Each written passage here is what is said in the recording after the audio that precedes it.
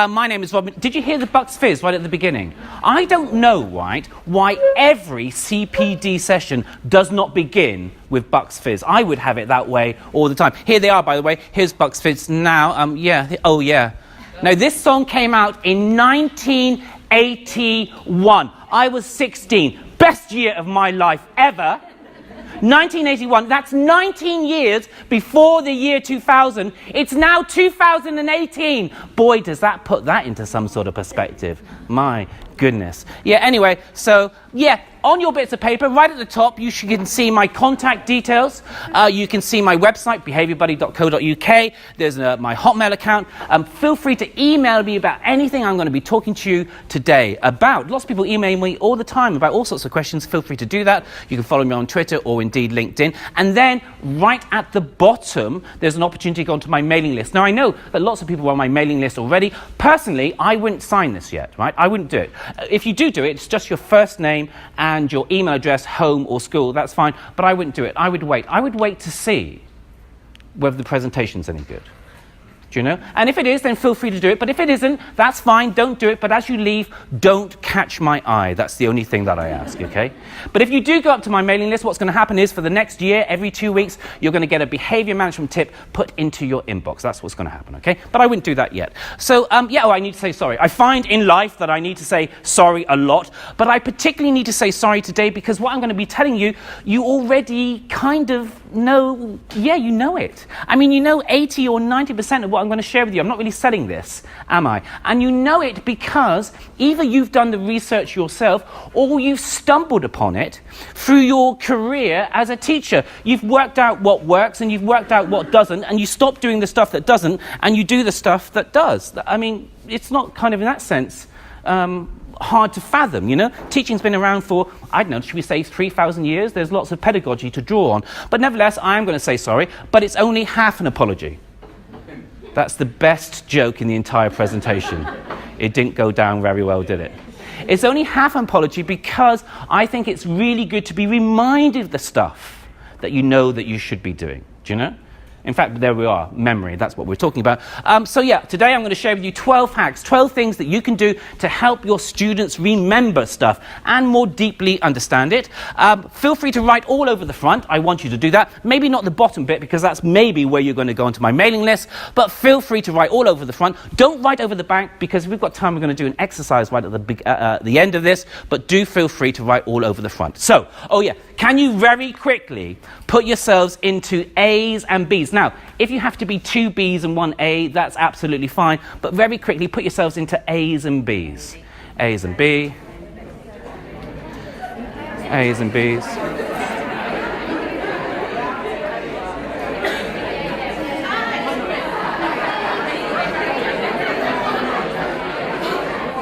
No, sometimes,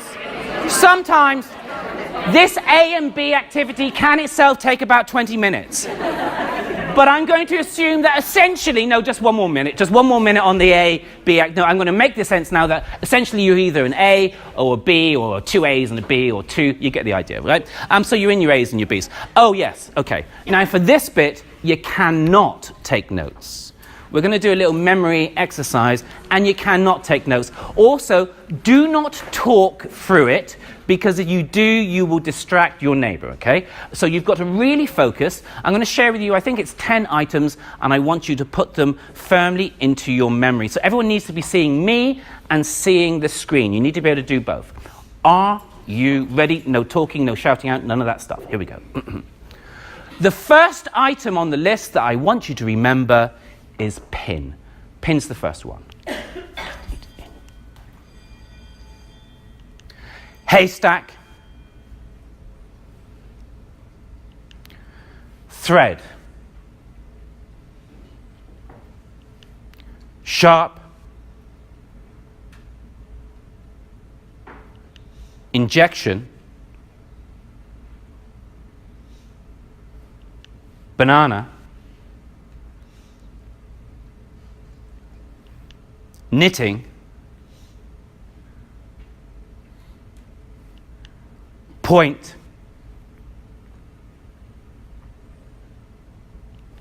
Sewing.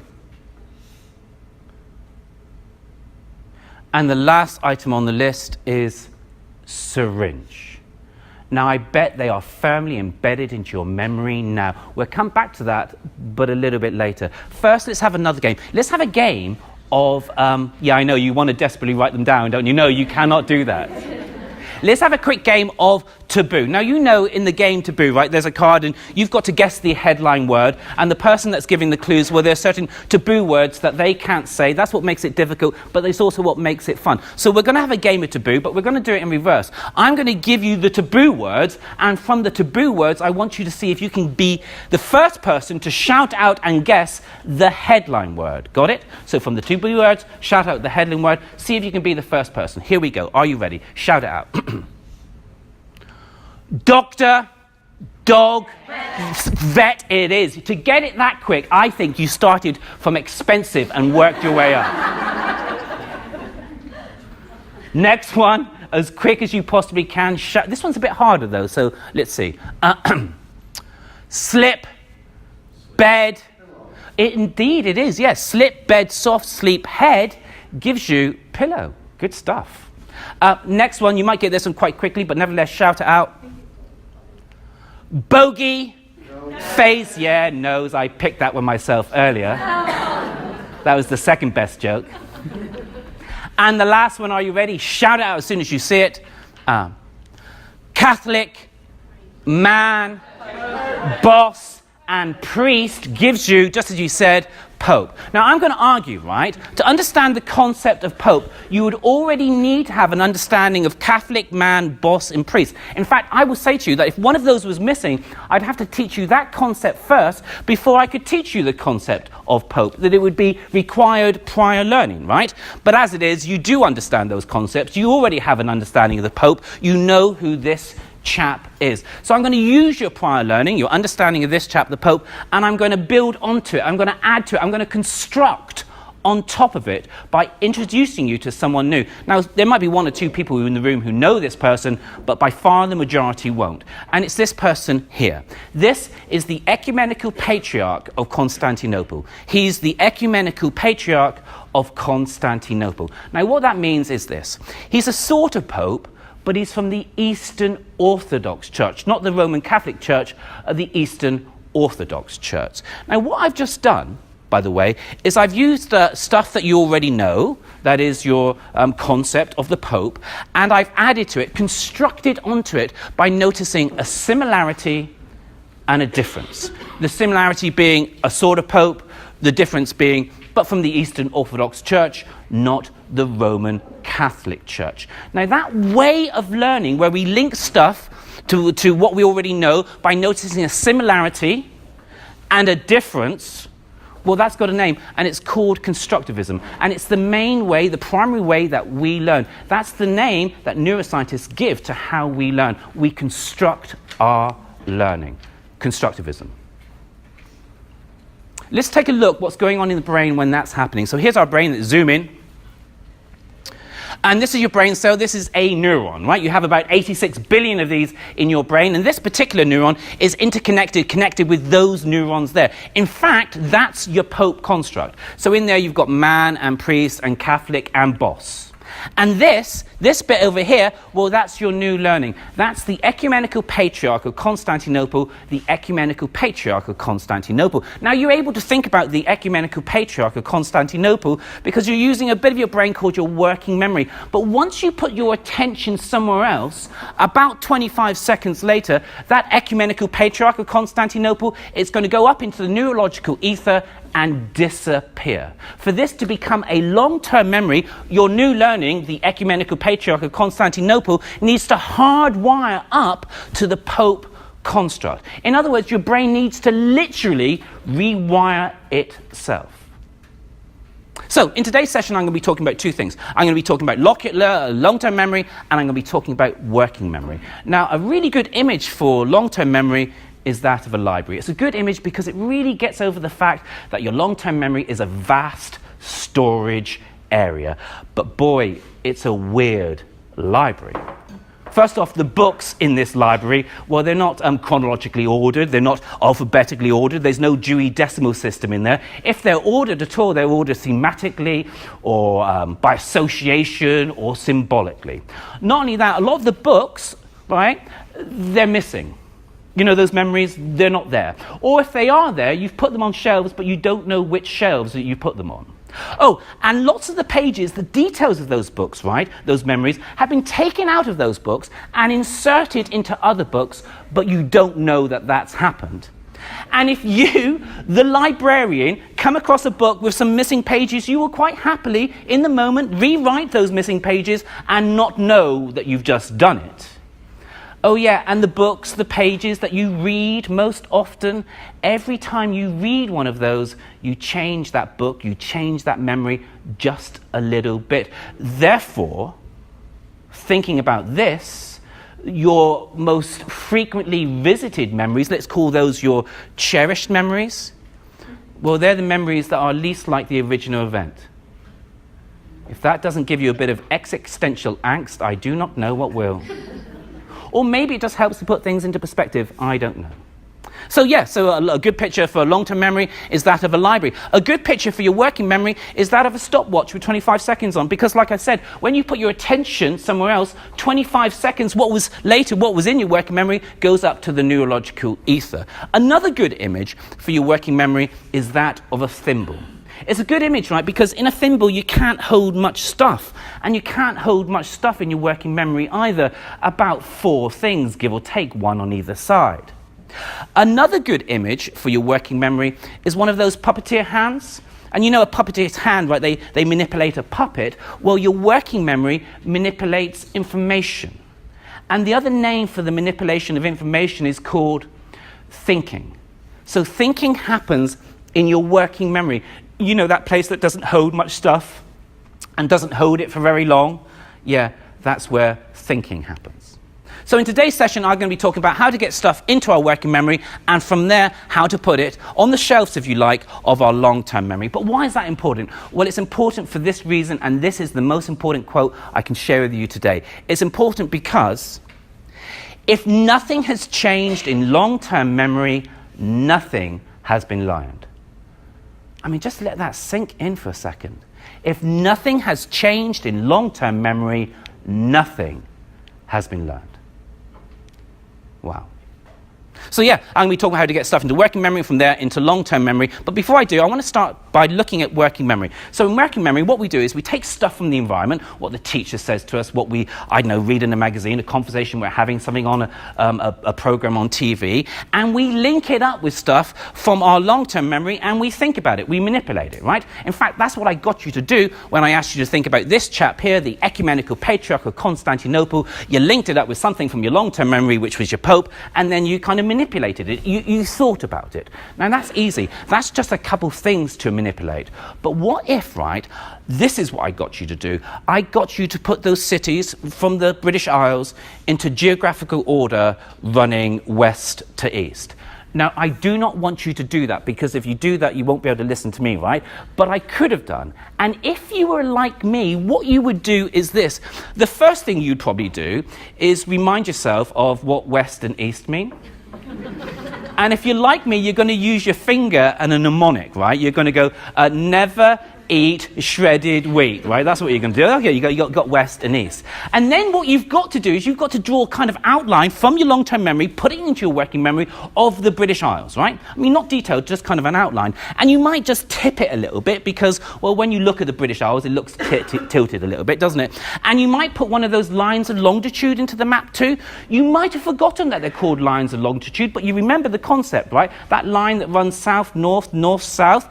And if you are going to do that, the chances are you're going to put it through London, because that's the famous one, right? So you've done all that. And then the next thing you're going to do is you're going to start taking cities from that list and putting them into your map, and through a process of trial and error, looking at this particular audience, you're going to get every single one of them right.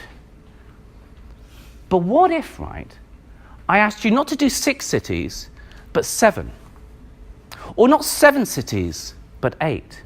or not 8 cities, but 9. The task has not changed. It's the same task, but now it's significantly harder. There's more to hold in your working memory.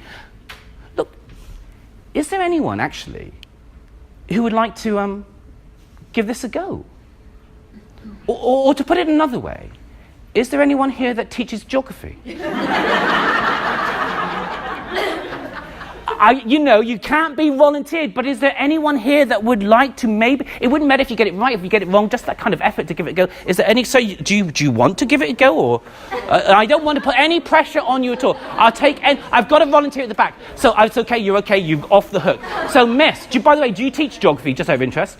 No, you don't. Okay, so already you're instantly forgiven, so that's good, right? But can I just ask you some questions before we start, right? Which city do you currently, or town do you currently live in, just out of interest? Leicester. Okay, and is that the only town in the UK that you've lived in? Coventry. Oh, Coventry, okay. And do you have a favourite city abroad that you've visited that you really, really like? Yeah, Dublin, it's a gorgeous city, isn't it? I kind of agree with you, right? So what we're going to do, just make sure you stay looking at me for a second, I'm going to give you some opportunities to do that, and you can start in your own time, putting those cities in geographical order, running west to east. Oh, by the way, no one help her, that's really, really important. Okay, miss, are you ready? In your own time, go. Dublin, Plymouth, Exeter, Glasgow, Cardiff, Oxford, London, Cambridge, Norwich. Oh my goodness, round of applause! A round of applause! And I have no idea if you're right, because I don't know the list myself. Because what I was actually doing, right, was, that was remarkable, right? Because I took the list away, and no one went, oh my goodness, the list's not there. I thought I was going to get a sigh of desperation when the list went, because of course it's easier to do when the list is there. I've taken it away, but you still managed to put a lot of the cities, I'm sure, in geographical order. It was 8, though, that you did, not 9. And that's kind of interesting, isn't it? And so it should be, because there's too much to hold. By the way, I think you did have them mainly in geographical order. There was the list, and here they are. Wow. Impressive. What was the one that you missed? Was there one there? I think there was. Exeter, is it Exeter? That's my home. Was it Exeter? It's Cambridge, well. Or I counted them wrong. Well, it's being videoed, we'll check, okay? Good stuff. So it just goes to show it's really, really difficult to do. So maybe then we've now got an idea about what effective teaching is. Effective teaching is teaching that takes into account long-term memory and your working memory. Specifically, effective teaching is teaching that minimizes load in working memory so that thinking can happen, while at the same time maximizing retention in long-term memory so that prior learning can build up. In other words, that you can have, right, more books on the shelf. So how do we get stuff into working memory? I'm going to show you a little video, and what's going to happen in this video is this. These cards are going to, these pair of hands are going to turn over some cards, right? And all you have to do, he says, all you have to do is count the red cards. Now, just for the record, most people get this wrong, so you've got to be really, really focused. And to make it easier, and genuinely this is to make it easier, I'm going to count the first red card with you. When we get to the end of this, don't whisper to your neighbour what you came up with. We're checking it a slightly different way. So, focus, red cards, only count the red cards. I'll count the first one. Good luck. Here we go.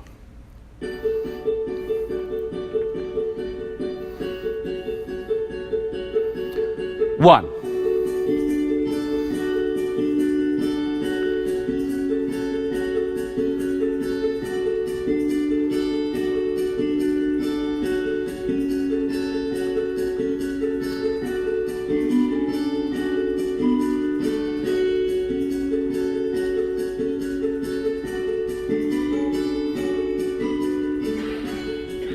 Hands up if.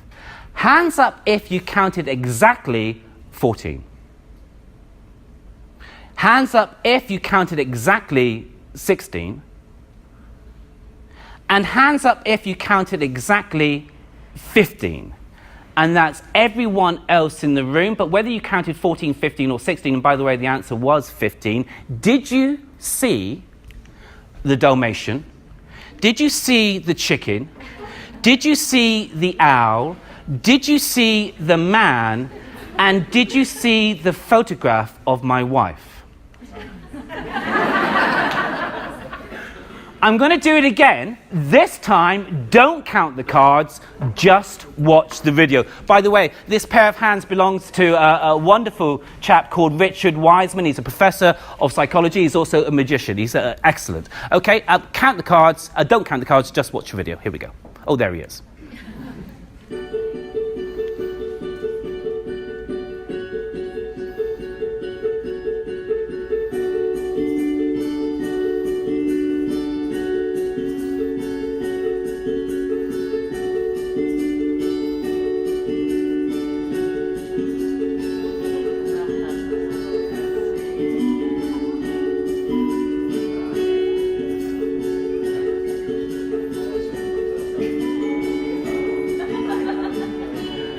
It's a version, of course, of the man in the gorilla suit, but you know where they throw the basketball, but everyone knows that one, not everyone knows this one, so hence. So what I did was I made you put your attention somewhere else so you missed that stuff, or at least most people did. So memory hack number one is, it won't surprise you, we need to control our students' attention. The attention needs to be on the learning that we want it to be on. Vitally important, this. It's the first step in the learning process. Which means, by the way, that we've got to reduce distractions within our classroom. Distractions about misbehavior. Distractions about the door opening and closing and people coming in to borrow scissors or textbooks. Or take someone down to reception or back from reception or see matron. I mean, they're busy places, classrooms, and every time that happens, it's a distraction to attention. Oh, and we've got to do something about these things here. Now, I know that you've got a strong policy in terms of mobile phones. The problem with mobile phones is that mobile phones really are just like fruit machines. And just like fruit machines, they grab your attention in just the same way. There's flashing lights, there's sounds, there's vibrations. And like a fruit machine, you can win on a mobile phone too. I mean, we're not talking about money, right? We're talking about, I don't know, that text from that person you like, or that social media joke, or that little bit of a video. You can lose too, you know, that little bit of a rubbish email, or that, I don't know, spam or something, but you can definitely win. And when students are in the classroom and that mobile phone goes off in their pocket, I don't mean goes off really loud, but vibrates, say, or it's in their bag and they can see it, whilst the teacher is talking to them, they're not thinking about what the teacher's saying, they're thinking what's going on in their mobile phone, and they're waiting for the teacher to turn around so that they can take a look, and all that time they are distracted away from the learning. Oh, and of course they might need to do something like respond to that social media message, and when they're doing that, guess what? They're still not, and the person that they're responding to, by the way, is almost certainly another child in another classroom somewhere. So they're really problematic. They steal your time, they steal your focus. And every time you look at your mobile phone, whether it's in class or when you should be doing your homework or studying at home, you are training yourself to look at your mobile phone. And we know, don't we, that fruit machines are addictive. Well, so true. So it is true of mobile phones too. So yeah, we need to limit distractions as much as we possibly can. But we've also got to do something where we, I don't know, engage their focus more. So reduce distractions and engage their focus. And in some ways, the remaining strategies will be dealing with engaging their focus. But we've also got to deal with this thing here. It looks like a time bomb, doesn't it? And it kind of is. The bomb it is a time bomb, because at the 10 to 15 minute mark, our students' attentions will begin to wander. It's 15 minutes for secondary school students and maybe adults, and 10 minutes for primary school students. It just goes. It will go within this session, right, at the 10 to 15 minute mark. We're about there now. I'm watching you carefully. But it's okay because you're adults, because you will force yourself to come back into the learning. But we know that once we lose our students, we can lose them for the rest of the learning. So we've got to deal with this. Well, one way that we can deal with it is this. We know, right, well, here's a 60-minute session, a 60-minute lesson. We know that they will begin to zone out at 10 to 15-minute mark. So what we need to do then as educators, as teachers, is at the 10 to 15-minute mark, change the direction of our teaching. We don't have to change what we are teaching, that can stay the same, but change the direction. So for instance, if we've done a bit of silent working, then we can move to an experiment or a skill practice or a card sort or a role play or a 30-second discussion or a quick mind map or a video from YouTube or a question from a past paper or a hot seat or quiz. There's lots of things that we can do. The new activity might be 10 minutes long or the new activity might be 30 seconds long, but it's to keep them focused on the learning. Memory hack number 2. Oh yeah, we know, don't we, that when we set work for our students, we can put that work into one of 3 zones: the comfortable, the stretch, and the panic. Now, when it comes to learning, there's only one of these that works, and that's the stretch. But often students want to be in the comfortable zone because in the comfortable zone, effort not needed, they can already do it. There's no risk of failure because they can already do it. But because they can already do it, no memory traces are being laid down. Nor do we want them to be in the panic zone, because in the panic zone, they go, whoa, I can't do this, so they don't try. Or they look at it, the risk of failure is so great that I'm not going to try, so then they don't try. So there are no memory traces are laid down. No, we want them in the stretch zone where there is a degree of achievable difficulty. Difficulty is a good thing. And if they stay in the stretch zone, we know with feedback and practice that over time, those constructs will be made. Memory traces will be laid down, and what was a stretch for them will soon become the new comfortable. And what was a panic for them outside their reach, look, that becomes the new stretch. And so learning takes place, but it can only take place in the stretch zone. In the comfortable zone, no learning, because they can already do it, so therefore no memory traces. In the panic zone, they don't try for whatever reason, no memory traces. It has to be the stretch zone. So memory hack number 2, it won't surprise you, is stretch them. And if you want to add this as bracketed information at the end of the word stretch, desirable difficulty. Difficulty is desirable.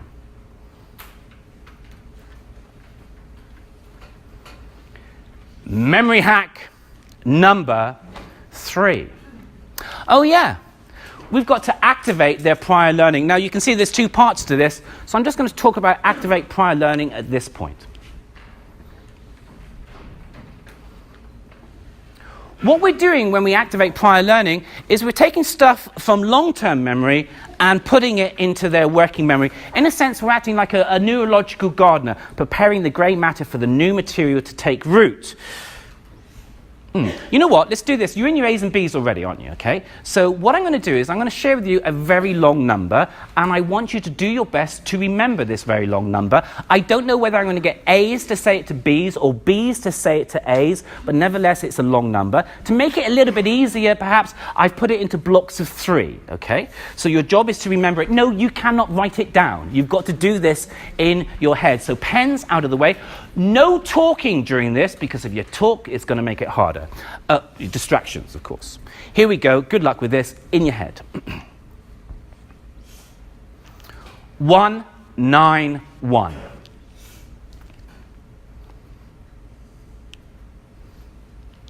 419.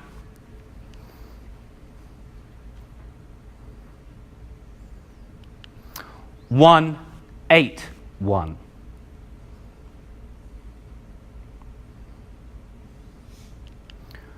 939.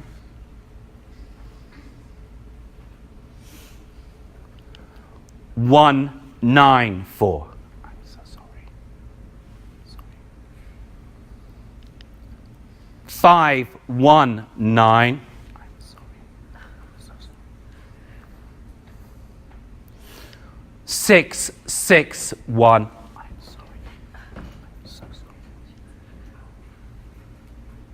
And lastly, 981. A's, tell that to B's, that entire number in its order. Go now.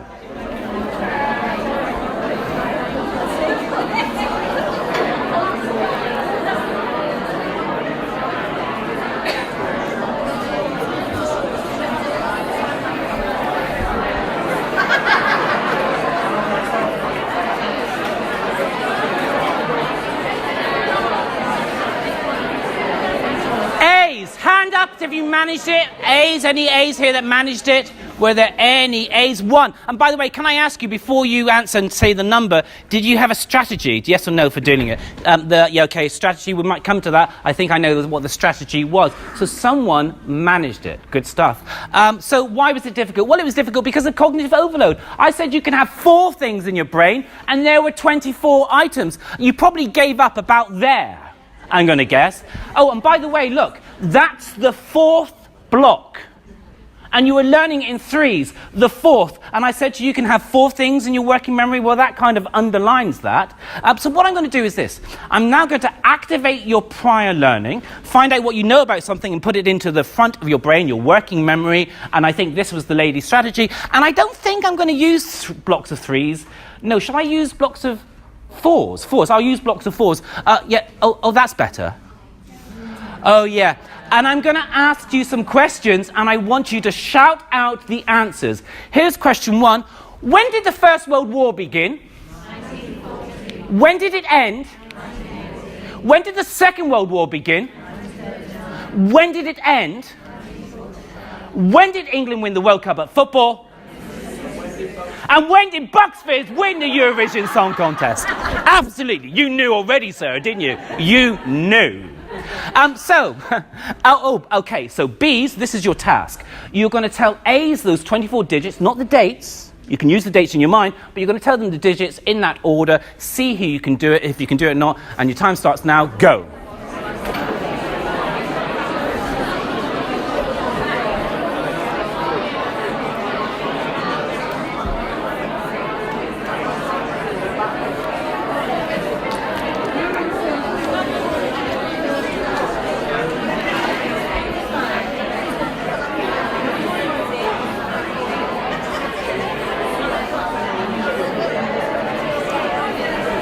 B's, put your hands up if you managed it, B's. Oh, yay, all those B hands up. Good stuff. Oh, by the way, I had to check those dates. I had to check that you knew that World War I began in 14 and ended in 18, that the Second World War began in 39 and ended in 45, that England won the World Cup in 66. Of course, everyone knows that Bucks Fizz won Eurovision in 81. Because you see, if you thought, for instance, that England won the World Cup at football in 65, you would have got the digits wrong, wouldn't you? So I had to check out the quality of your prior learning. So yeah, activate prior learning, bring it to the front of the brain, and then check out its quality. Oh yes, and part 2 is organize future learning. Activate prior learning, organize future learning. Look back, look forward. Again, we're acting like a neurological gardener, preparing the grey matter to take root. But in this case, it's where the new material will fit within that grey matter. Look, when we teach students, we teach with that big picture in mind. In fact, that big picture guides us. It directs us to how we're going to plan our lessons, plan our schemes of work. It does. Well, the neuroscience says that what we need to do is we need to give students that big picture too. So it might be, for instance, a simplified, very simplified scheme of work. So they got the direction of where they're going. It might be a schematic up on the board. And they might have the schematic in their books too. And as you go through this lesson or 2 lessons or 3 lessons, they fill in the extra details. It might be, if you're teaching from textbooks, and there's no reason why you shouldn't, that you get the kids to read the chapter headings and subheadings before you teach from that chapter. So again, it gives them a sense of where their learning is going. And perhaps even look at the questions at the end of the chapter before you teach the chapter. So you need to organize their future learning so they know where that new material is going to take root. Memory hack number 4 is, oh yeah, chunk it. Break it up. And actually, I think I've been doing that all the way through this. I've been breaking up this material. In fact, you could argue, right, that I did that when I also got you to remember those 24 items of information, because what I did was I reduced or chunked those 24 items of information into 6 dates. When World War I began, when it ended, when the First World War began, when it ended, England winning the World Cup, Bucks Fizz winning Eurovision, okay? In fact, you could argue that I reduced these 24 items of information to 4 items of information.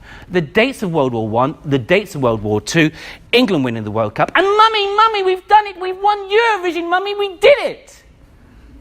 In fact, you could argue, right, that I reduced those 24 items of information to 3 items of information. The dates of the World Wars, England winning the World Cup, and I love you, Cheryl, and I always will. And that's 3 pieces of information. Well, 3 is less than 4, 1 less, and then we can hold that in our working memory. Oh, by the way, you're chunking information all the time. Remember this sentence I read right at the beginning? If nothing has changed in long-term memory, nothing has been learned. Well, in that sentence, there are 56 letters. Oh, there's also 3 punctuation marks, 4 punctuation marks if you also include, I guess, the capital letters. So capital letter, hyphen, full stop, comma. There's also 12 spaces between the words, which means that there are at least 72 pieces of information within that one sentence. Why do I say at least? Well, when students start to learn to read, I mean, you know, as toddlers, for instance, their first job is to deconstruct the letters themselves, to know that a lowercase t, for instance, is a line down with a curly bit at the bottom and a line going across. Well, there's 3 pieces of information, so there must be at least 72 pieces of information in that sentence that you read. But you didn't read 72 pieces of information. No, you read 11 words. And you read those 11 words simply and easily and effortlessly. Why? Because there they are again. Because the skill of reading is hardwired into your long-term memory. And because it is, it minimizes load in your working memory, so now you can actually think about what it is that you are reading. You know when kids start to read, right? So I don't know, maybe you're at home as a parent and you've got them on your lap and you've got your finger and you're doing these words in the book and it's torturous for them, isn't it? It is. It's frankly torturous for you too. And they're going along this sentence and it's a real struggle and they probably go past the full stop because they don't even see it. And then at some point you stop and you say, okay, so what were you reading about? What just happened? And they look at you like you're a complete lunatic. What do you mean what's just happened? I've been deconstructing each of those letters and words. Have you never heard of a cognitive load theory? They say to you, well, they might not use those words, but their face kind of says the same thing. It's the same reason, by the way, that we want all our students to know their times tables like that, unthinkingly, because that then frees up space in their working memory to do the sums, the equations, the formulas. Let's have a non-teaching example. A non-academic example anyway. Do you remember when you learnt to drive initially? Do you remember how difficult that stuff was? You had to do all that stuff with your feet, and then you had to do all that stuff with your hands too, and then someone sat beside you had the cheek to tell you that you've got to be looking at the road too. But now you can do all of that, listen to the radio, have a conversation, plan your day, put your lippy on, don't do that, get to your destination, get out of the car, and not even remember the journey that you've just taken, because those range of skills, not one, are firmly embedded into your long-term memory. I'm going to curse. Forgive me. But I am. And it's called the curse of knowledge. I know that everyone in this room is an excellent driver. We're all above average. I know how statistics work. And I know that everyone in this room, right, can read effortlessly. And I know that everyone in this room, right, knows their timetables back to front. I do. I know you do. And I know that everyone in this room, right, can conjugate French verbs. You were probably practicing it in the bath last night. I bet you were. And I know that everyone in this room, right, can write computer code and use a scientific instrumentation, right? And you can do a perfect backhand serve in badminton. Oh, yes, and everyone in this room understands the mysteries of the apostrophe. Everyone in this room, you're all brilliant at that stuff and much beside. And in fact, right, you're so good that sometimes, because we're so good at it, we forget how difficult that stuff was to learn in the beginning. That's the curse of knowledge. And when we forget how difficult it is to learn in the beginning, we can also forget to chunk that material, to link it to what they already know, to break it up into small, manageable steps, and to put that material into some kind of logical order. And that logical order could be, I don't know, alphabetical. It could be small to big, big to small. It could be similar groupings. It could be chronological. And in fact, that's what I did. You know when I got you to remember those 24 items? I put the dates in chronological order. Imagine if I hadn't. Imagine now how difficult it would be to remember those 24 items of information if the dates were not in chronological order. So yeah, chunk it. Memory hack number 5 is, oh yeah, I didn't know this, but it turns out that these people here are wine tasting experts. Have a set of vocabulary for white wine and a set of vocabulary for red wine, and those two sets of vocabulary should never overlap because they're describing two very different things. Don't ask me about rosé, I do not know.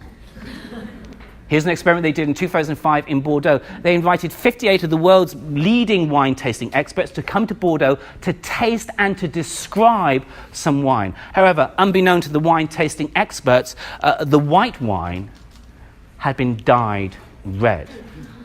So here's the thing. Did they use white words to describe the wine, which of course would have been the correct thing to do, or did they use red? You're ahead of me, aren't you? You know exactly what they did. They used red to the guffaws of the world's waiting journalists. And why did they use red words? Well, because their sense of vision trumped their sense of taste and their sense of smell. Even though their sense of taste and smell was highly developed, their sense of vision trumped it. What are you laughing at? I never know when people do that, but there you are. In fact, right, our sense of vision will also trump our sense of touch. I'm going to show you a little video, and what's going to happen in the video is this. The guy have you seen this before? Maybe some people have. The guy in the blue shirt, right, he cannot see his left hand. But what he can see in front of him is a rubber left hand. There's a bit of plywood there or something. Now, the guy closest to us in the green shirt has got two brushes, and he's simultaneously going to brush the rubber left hand and the real left hand. This is the beginning of the video. Watch this.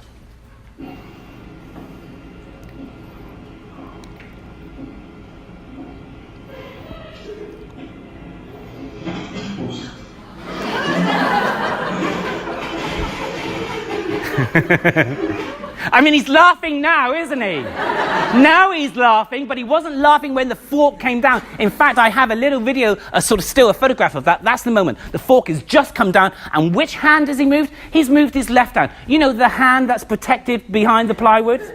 The right hand, right, which is happily exposed. No, I'll leave that there. Thank you very much. No problems. Why? Because, well, his sense of vision was overturned or trumped his sense of touch. In fact, our sense of vision will also trump our sense of hearing. I'm going to show you a little video. Not everyone picks this up, so you have to really focus.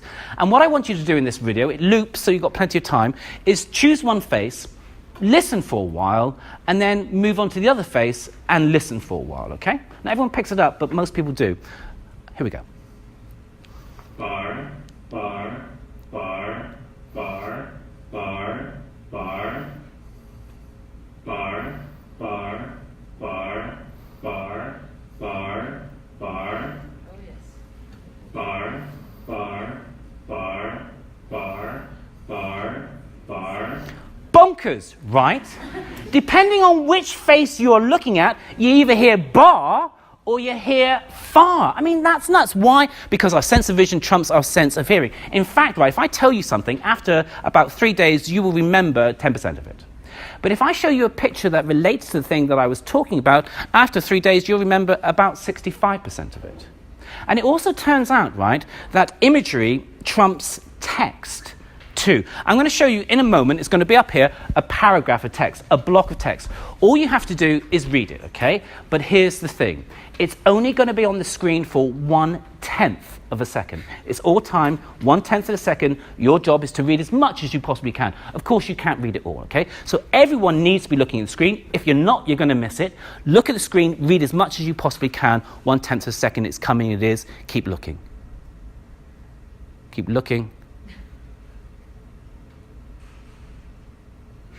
I'm going to count to 3. On 3, shout out which words that you read. Are you ready? Here we go. 1, 2, 3. Yes. And you're all correct. That's rather impressive. Is there anyone that read anything that had at least 4 syllables?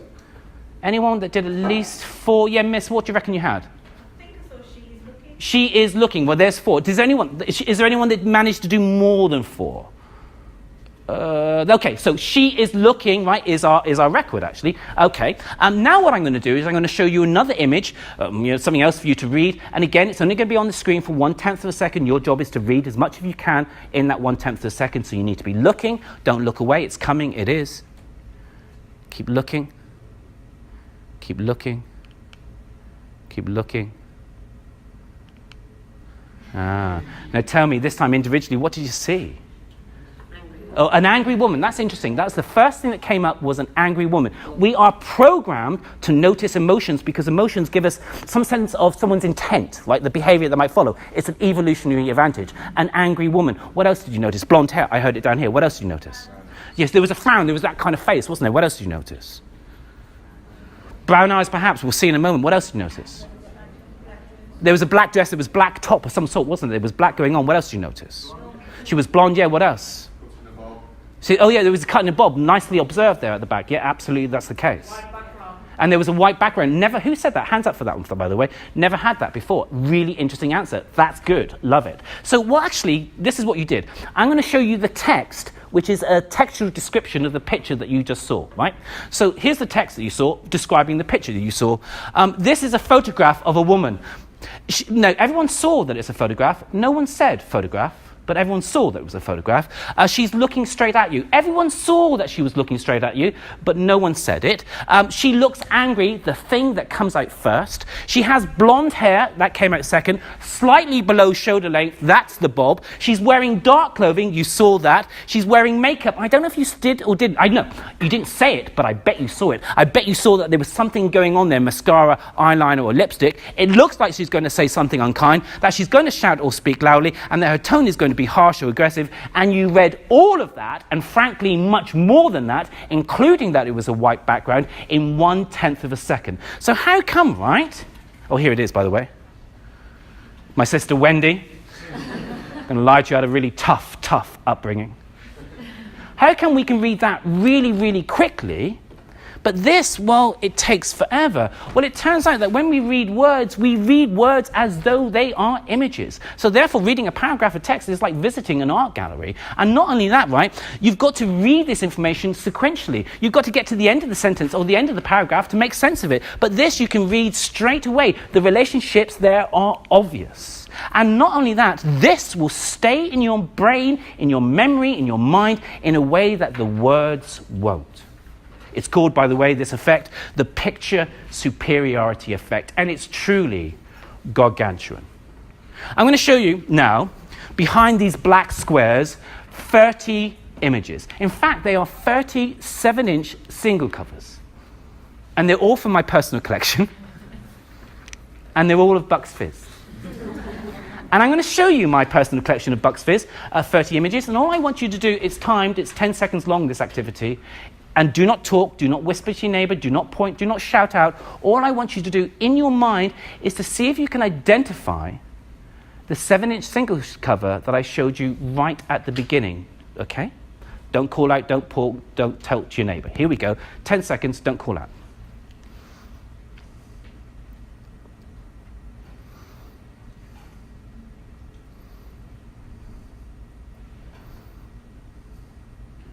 Hands up if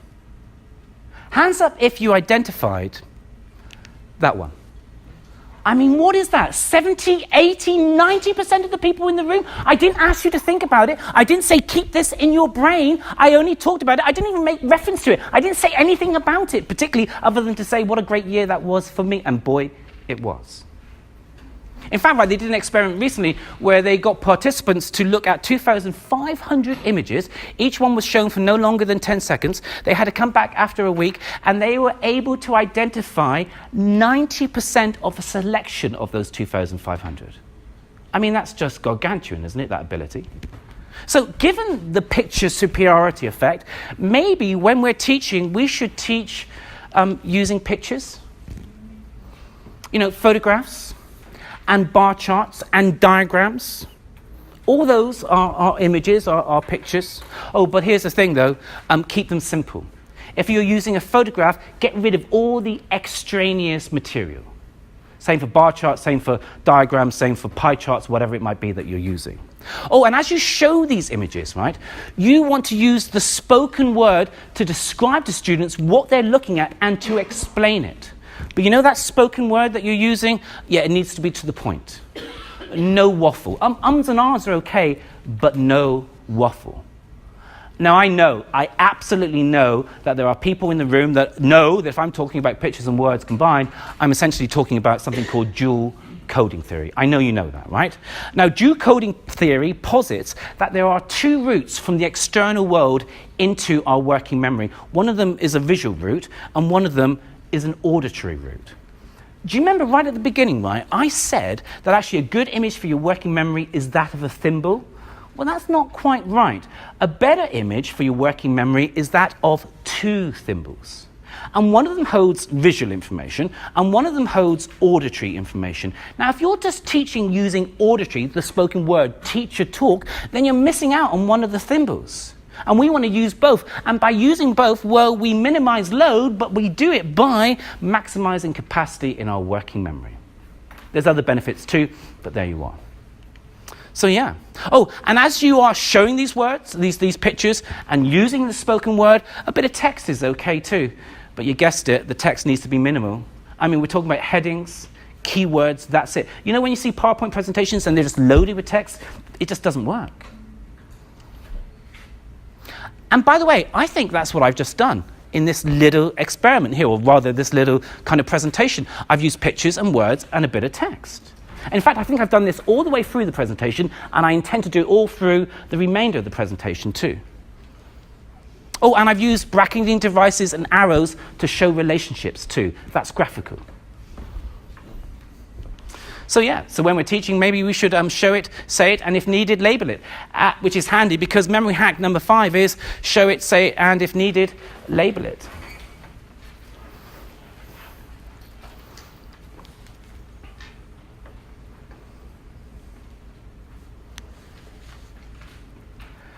Memory hack number 6.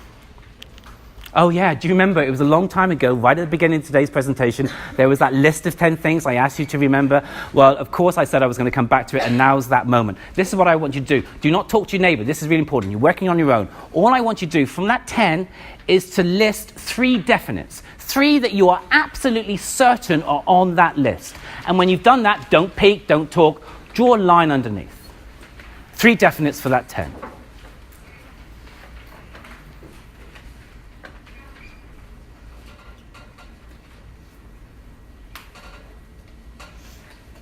And then a line underneath of those 3. And then, once you've done that, carry on underneath the line with the remaining 7. As many as you can, but don't talk.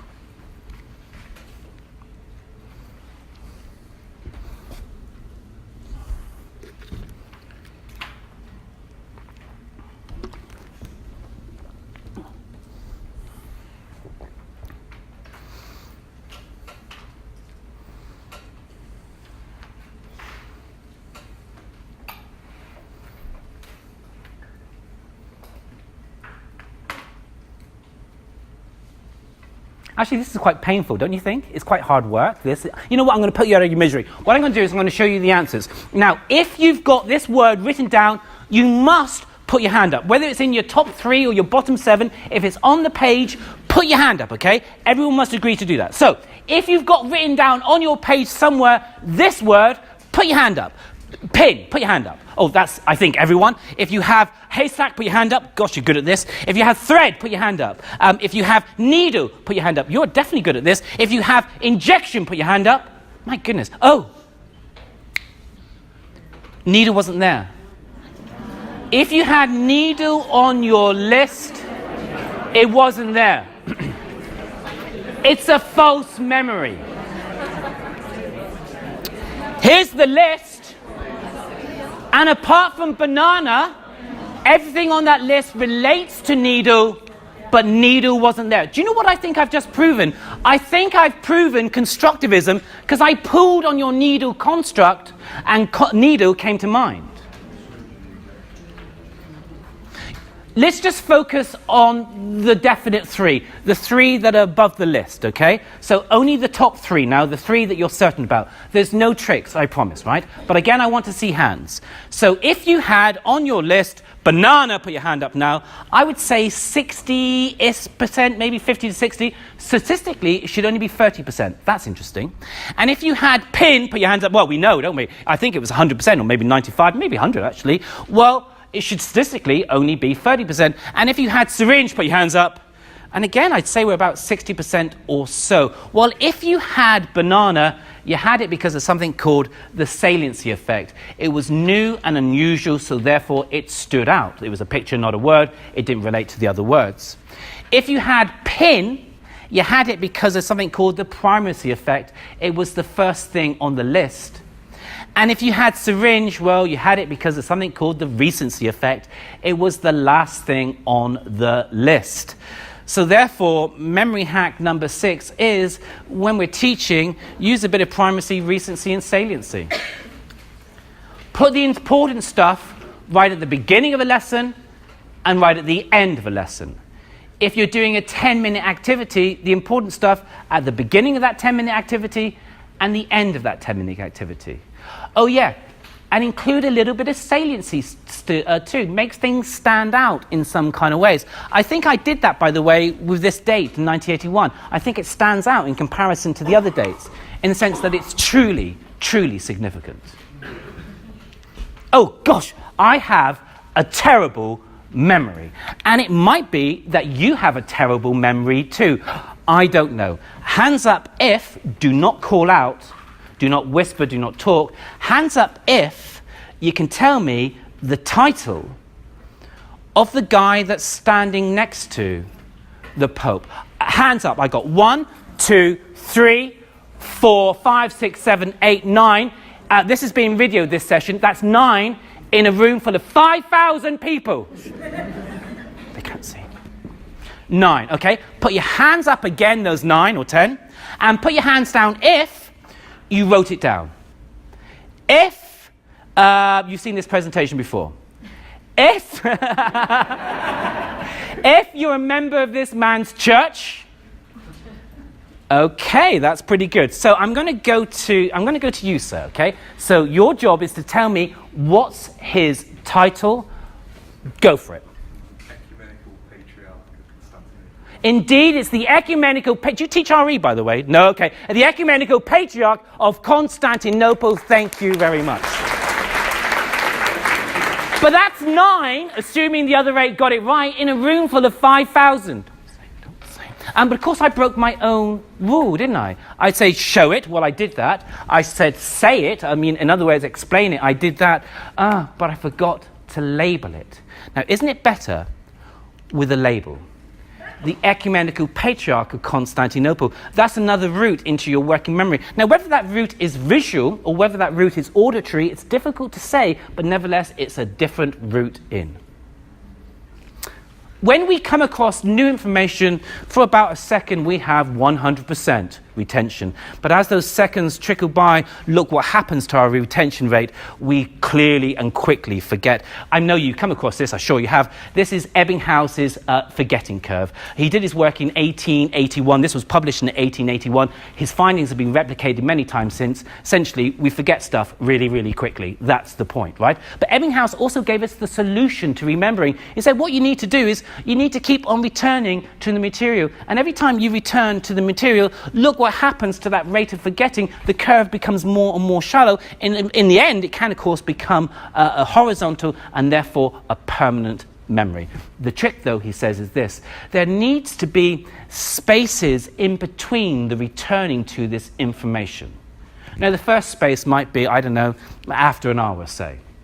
The next space could be 1 day, then a week, and then 1 month, and then 2 months, and then 6 months. And it's just as well, by the way, that you do return to the information, because just after 1 hour, you will forget over 50% of the material that you came into contact with. 1 hour. 1 day, 2/3. 1 week, 3/4. It's a rapid rate of forgetting.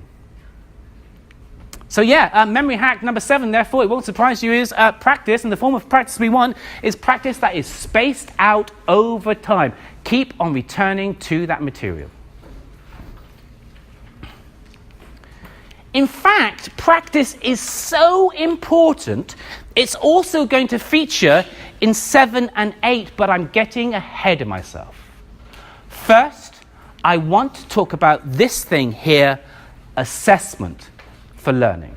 Now, we know, right, assessment for learning is really, really important, right? It's great for checking students' understanding. So you teach them something in a lesson, and then you ask them questions to assess their learning. And they might do thumbs up or thumbs down or thumbs on the sides, or they might do traffic cards, or they might do traffic lights, rather, or they might get their mini whiteboards out and write the answer, and you scan the classroom. Assessment for learning is fantastic. It's really, really important. Assessment for learning is great for checking students' understanding. But there is one thing that assessment for learning doesn't assess, and that, oddly, is learning.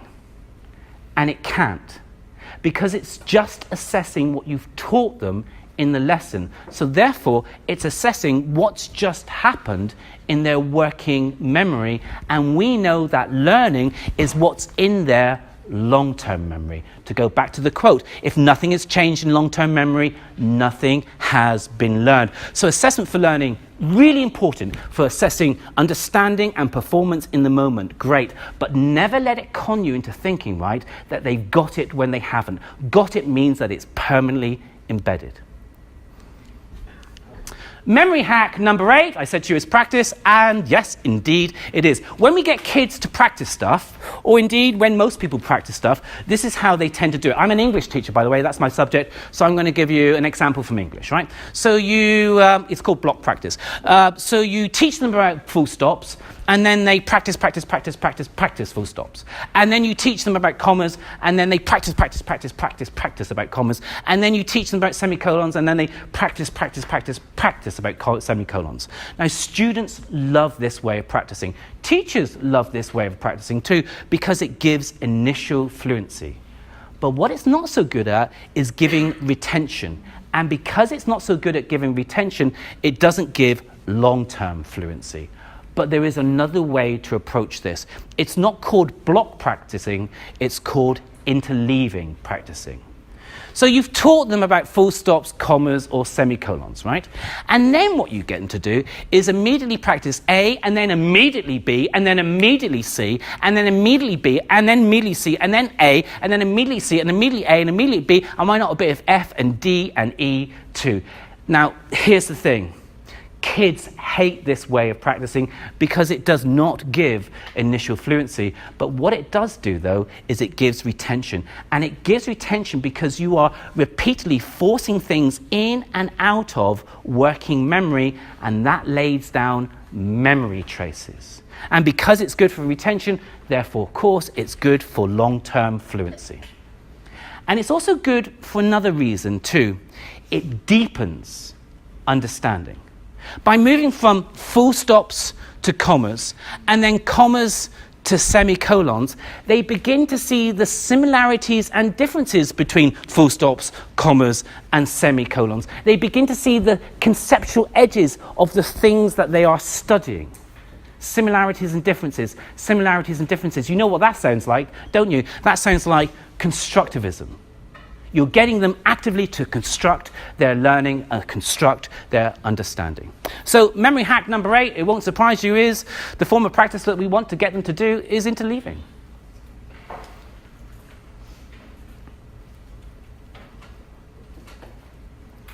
For the less able children, initially, perhaps start off with a bit of block and then move them to interleaving.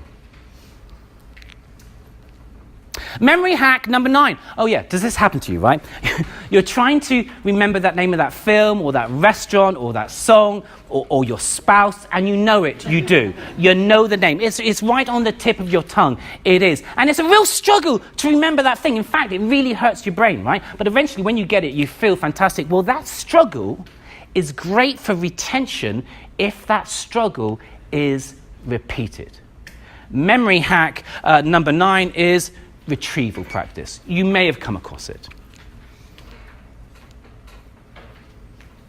And you can do retrieval practice quite simply, actually. You could get students to come into your lesson next time and you say, okay, here's a bit of paper, or turn to a page on your exercise book, and I want you to write down in no longer than 3 minutes everything that you can remember about what we did last lesson, or everything you can remember about topic X. And they have to do it. And then what they do is so you get them to list it, they check their list against the class notes, their peers' notes. In fact, let's do a list of retrieval activities. So right at the top of my list, because it's easy, is get people to list things. That's a retrieval activity.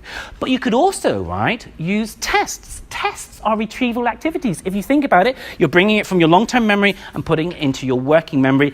But children tend not to like tests so much. Tests are high challenge, well, big tick, that's good, but they're also high stakes, aren't they? What if they fail? I mean, that's problematic. They might not try. So what you can do instead of a test is something that's equally high challenging, but low stakes. It's the same thing, essentially, and it's called a quiz. And students love quizzes, but they don't like tests so much. Here's a quiz that I do every lesson with my class. I call it sevens, and it's this. There's 7 questions waiting for them. The first 3 questions are about what they did last lesson. Question 4 is about what they did last week. Question 5, last month. Question 6, 2 months ago. Question 7, 6 months ago. In other words, right, sevens is a form of spaced retrieval. There is absolutely no reason why you shouldn't be using quizzes every single lesson. And games, of course. Games can be retrieval activities too, like bingo and snakes and ladders, but to get the answer right, or to go up the ladder, you've got to get the question right. Do you know what I mean? Or what about Just a Minute? You know that Radio 4 game where you've got to speak without hesitation, repetition, deviation? I don't know if you know. Well, that's a good question. That's a good retrieval activity, especially if you add in what you say has to be true and accurate. And homework. Why shouldn't homework be a retrieval activity? That night, when they go back to school, when they go back home, they get a bit of paper and they write down everything they can remember about that lesson they just had with you in 3 minutes. And then they check that against their notes, if they have their notes with them. And if they don't, when they come in the morning, they check it against their notes, or their peers' notes, or the class notes. And then at the end of that first lesson that you have with them, get them to repeat it. Space practice. Or questions. A question is a retrieval activity, isn't it? Of course it is. You'll come across this. I know you know this. PPPB. It stands for pose, pause, pounce, and bounce. You pose a question to your students. You pause for thinking time. You do not accept hands up, but rather you pounce on a student. Metaphorically, of course. And you take their answer and you bounce it around the class. Now, lots of teachers say, well, I don't really like this way of... because what if the child gets it wrong? But hold on a second. We want high challenge, right? And low stakes. It does not matter if they get it wrong, because getting it wrong is part of the learning process. That's absolutely fine. Explain that to them. You're not testing them. This is a retrieval activity. It does not matter. And anyway, actually, it doesn't really matter anyway, because even if they get it wrong, well, that leverages in something called the hypercorrection effect. If you ask a child a question and they get it wrong, they're more likely to remember the answer when they're told the answer than if they just guessed it right in the beginning.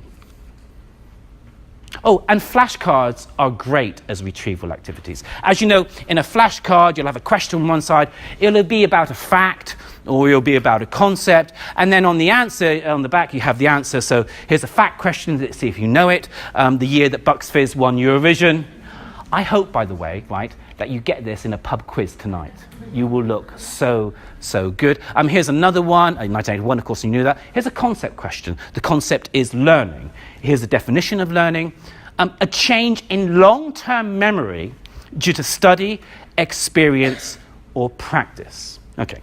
Oh, by the way, a word of warning with flashcards. Flashcards are hard. Retrieval activities hurt your brain. You're in the stretch zone. Well, good, right? So there is a temptation with the flashcards to turn the card over too early when you're struggling and say, oh yeah, I remember. But you haven't remembered. All you've done is recognize the answer. That's not the same thing.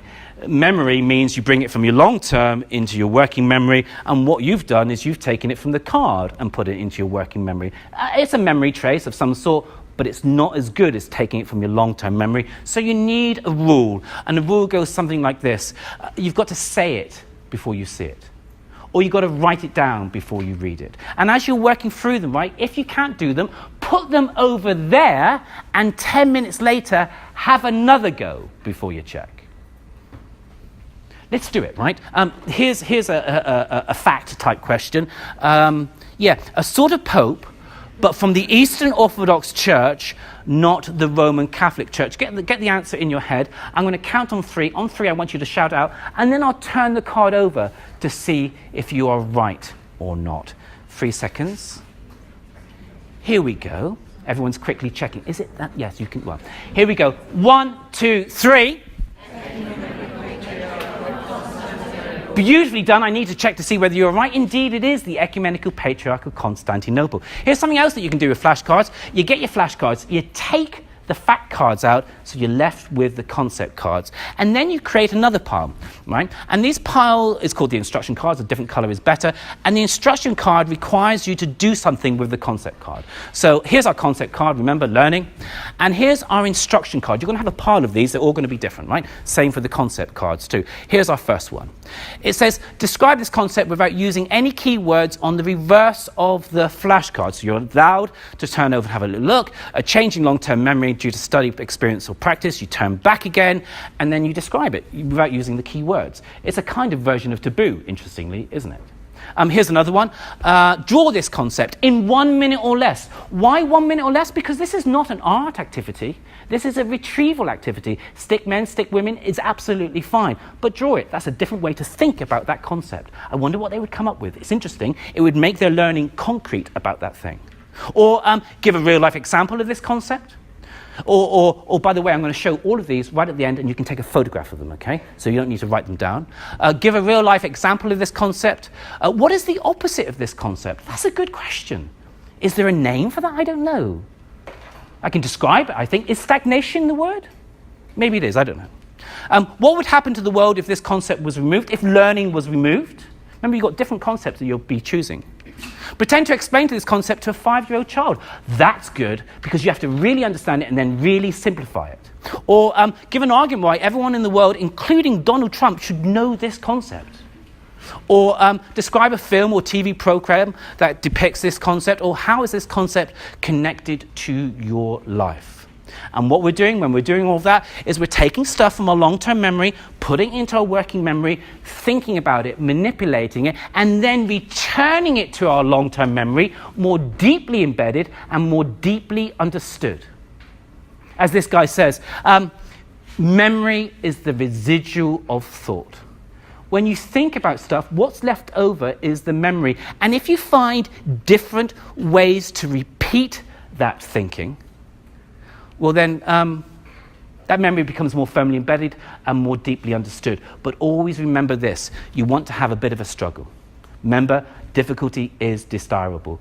Put them in the stretch zone. Make it hard.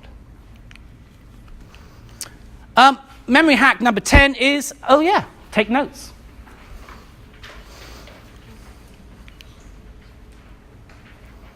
And I asked you to take notes, didn't I? Right at the beginning, I said you can write all over the front, not the bottom bit. But don't write over the back, I said, because we might be doing an activity, but you can write all over the front. Now, here's someone's notes on a behavior management session that I ran. Here's another one. And you can see arrows and colors and pictures, and some things are brought to it. This is dual coding theory, essentially, isn't it? A mixture of pictures and words. Imagine, right, that you had not taken notes during this presentation.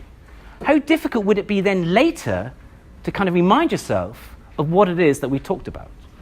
But note-taking, whilst it's important, whilst that's better than just being passive, it's better, it's still closer to the comfortable more than it is to the stretch. Do you know what I mean? So you need another ingredient. You need to take notes, right? And then use those notes in some ways. So memory hack number 10 is take notes, use those notes. And that using the notes might be what? Turning those notes into a quiz.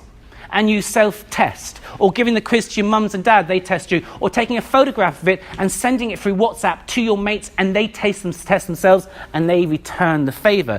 It might be that night when you go home, you do a retrieval activity, and then you use your notes. It's always important to do that, to check to see what it was you remembered, what it was that you forgot. Or maybe what you do is you combine your notes with something called, here's memory hack number 11, graphic organizers. You've probably come across that term. Now, graphic organizer is a posh word, but all it really means is that you are organizing those notes through a mixture of pictures and words. This is a graphic organizer. That's a graphic organizer. But there's lots of graphic organizers out there that you can already use. For instance, here's a continuum, sweet to dry. Using their notes, putting it into that continuum, or a cross continuum, sweet to dry, cheap to expensive. By the way, I use this particular continuum, this cross continuum, to assess the quality of my favorite drink. Oh, my favorite drink, by the way, is 2 parts champagne, 1 part orange juice. Yes, it's Bucks Fizz.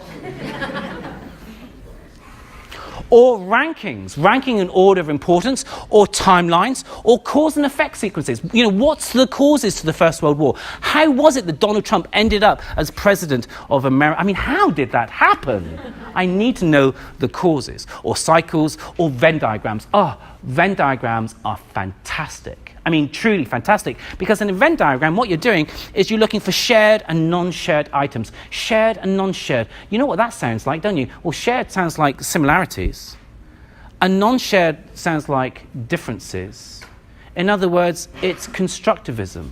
You're doing an activity that buys straight into constructivism. It's how we got to the guy that's standing next to the Pope. I can never remember his title.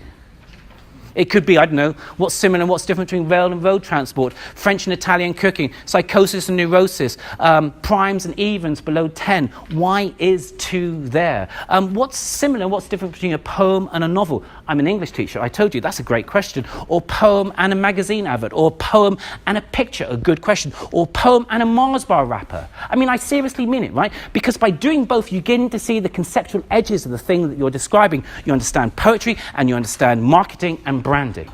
Get good at both. You're in your A's and B's already, aren't you? Yes? This is what I'm going to get you to do. A's, can you explain to B's in no more than 20 seconds what a mind map is, how you might use it, and perhaps, if you've got time, why it's important. And you've got your 20 seconds, and they start now.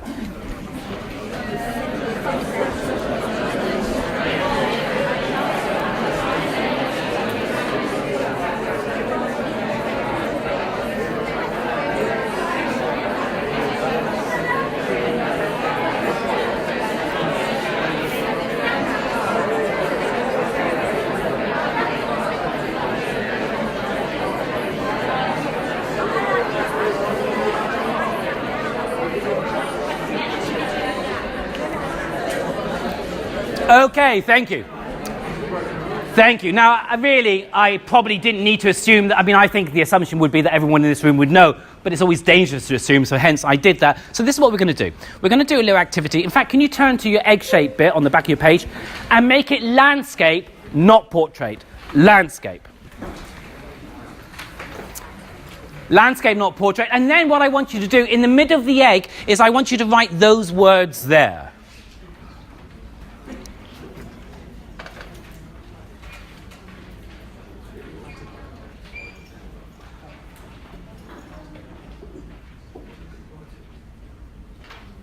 Of course, I mean, that was quite difficult to read, isn't it, actually, I've just realised. What I could have done is done that. That makes it much easier. But interestingly, the struggle to read it, guess what, lays down a bit of a memory trace. Isn't that interesting? So you're going to do a memory hack, right? Not a memory hack. You're going to do a mind map on that question, how to teach in a memorable way. And there's 4 parts to this, right? So the first activity is going to be 2 minutes long, and then it's going to be another 2 minutes, and then 40 seconds, and then 2 minutes, right? For the first activity, this is what I want you to do. You're going to do a mind map on that question. You have to write for the full 2 minutes. You can pause and think, but you can't put your pen down. You've got to write for the full 2 minutes. You cannot talk to your neighbour at all during this. If your neighbour starts talking to you, don't let them. Oh, and one last crucial piece of information. You can't access your notes. You're going to have to do this from memory. You've got 2 minutes. At the end of that 2 minutes, I'll explain to the next activity. And your 2 minutes starts, remember, no talking. Your 2 minutes starts now.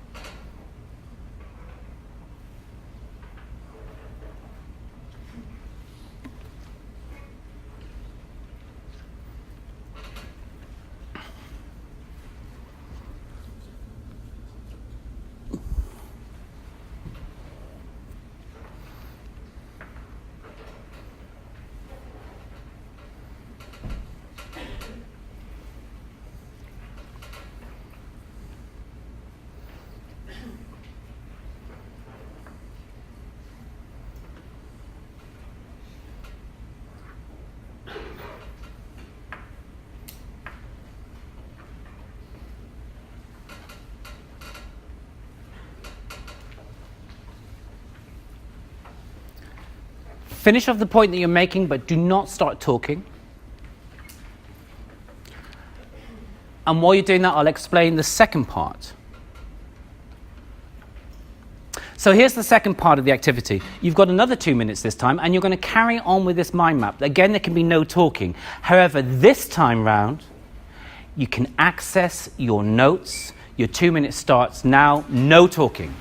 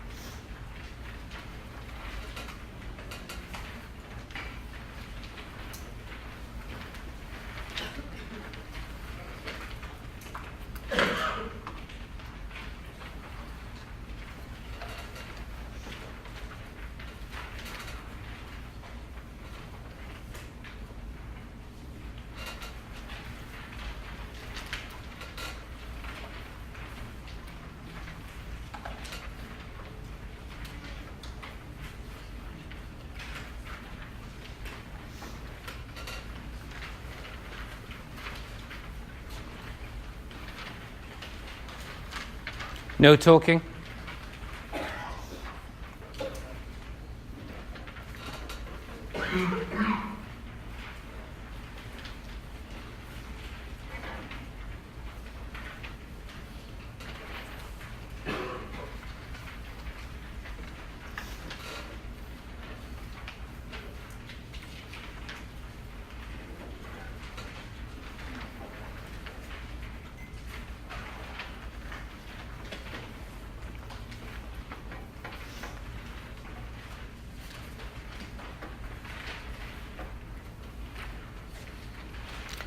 Finish off the point that you're making, but do not begin to talk.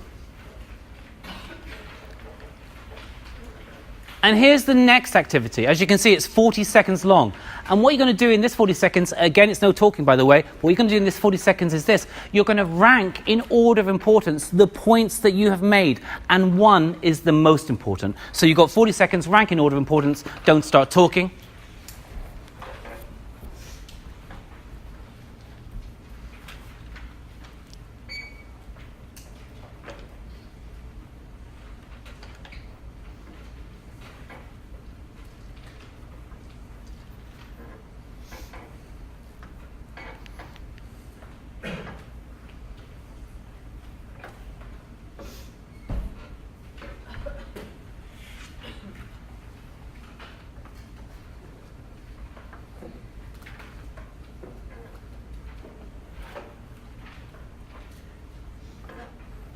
Okay, finish off the point that you're just making, or rather the numbering. And here's the last activity. You've got 2 minutes for this, and on this one you can talk. And what you're going to do is you're going to explain to your neighbour, your A's and B partner, you're going to justify your ranking. Why did you order them in the way that you did? You've got 2 minutes to share, and your 2 minutes starts now.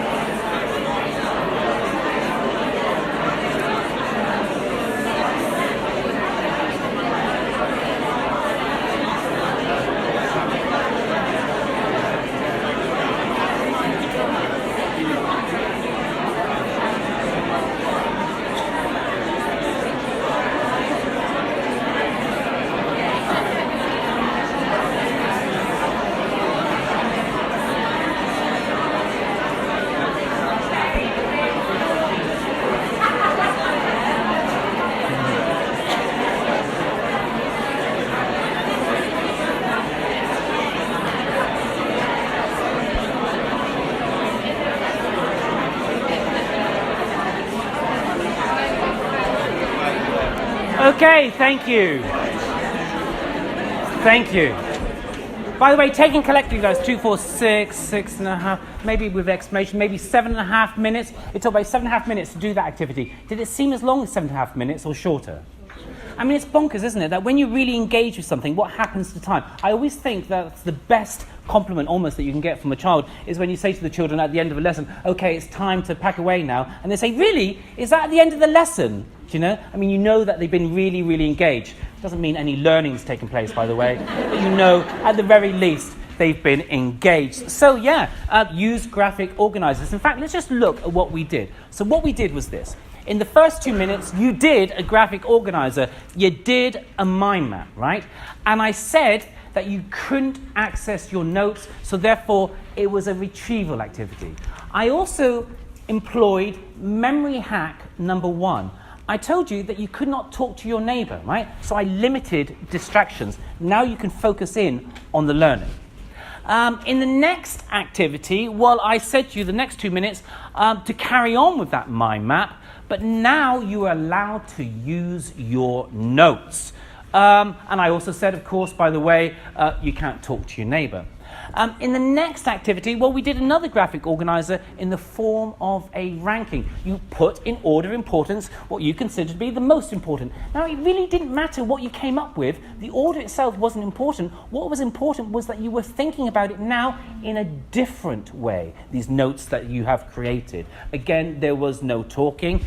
And in the last activity, well, what you did was you justified your response to your neighbor. And in the process of doing that, you had to look at your notes, put those notes into your brain once again, turn them into verbal words, and say them out loud. And as you did that, you would almost certainly anticipated the things that your neighbor might say about your selection, so you had supporting ideas to back you up.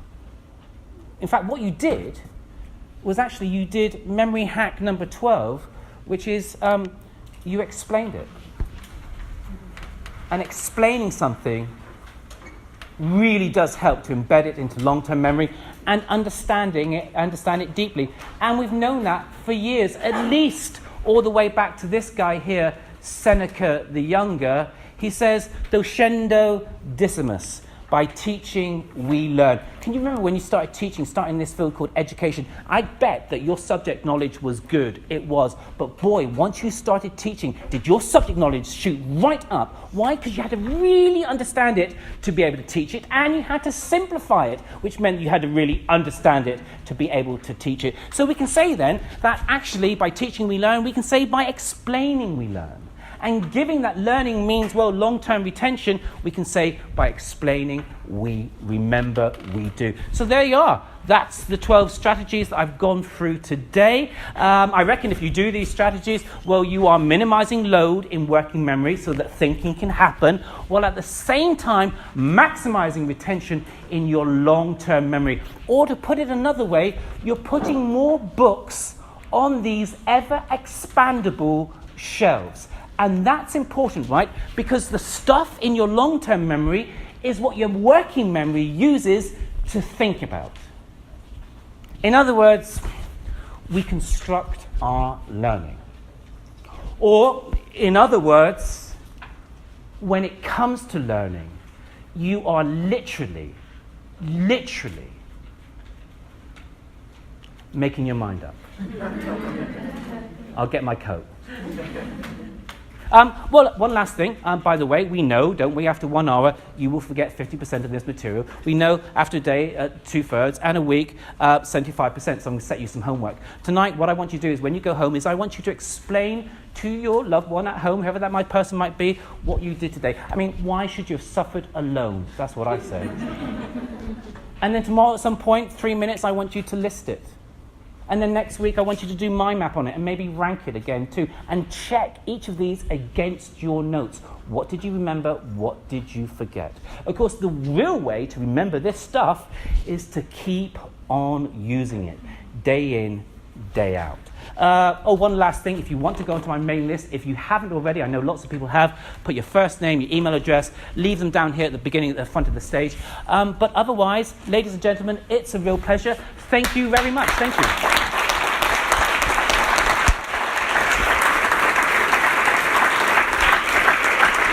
And that's the flashcard statements that you might want. So feel free, I'll leave it up there. You can take a photograph of them. Then you've got a kind of visual record, okay? So, yeah, thank you. I don't want to get in the No. camera straight out. I do.